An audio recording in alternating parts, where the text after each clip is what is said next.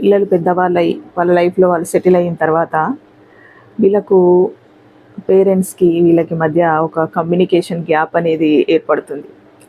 ఎందుకంటే వీళ్ళు లైఫ్లో ముందుకెళ్ళే క్రమంలో కావచ్చు, లేకపోతే వీళ్ళ జీవితంలో కొత్త వ్యక్తులు రావడం వల్ల కావచ్చు, వాళ్ళకు వీళ్ళకు కొంచెం పడి రాకపోవడం, ఇలాంటి ప్రాబ్లమ్స్తో ఏమవుతుందంటే తెలియకుండానే వీళ్ళకు పేరెంట్స్కి మధ్య ఒక గ్యాప్ అనేది ఏర్పడుతుంది. కానీ అది వాళ్ళకు చాలా బాధ పెడుతుంది. వాళ్ళు బయటకు చెప్పలేకపోవచ్చు, కానీ పిల్లలు బాధపడతారు, తల్లిదండ్రులు కూడా బాధపడతారు.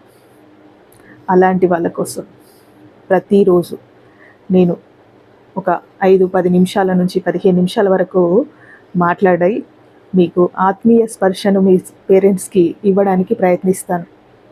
అలాంటి మీ పేరెంట్స్కి మీరు ఇవ్వాలనుకుంటే నాకు మెసేజ్ చేయండి. నా ప్రోగ్రాం ద్వారా మీకు మీ మధ్యలో ఉన్న గ్యాప్ని కూడా దూరం చేస్తాను.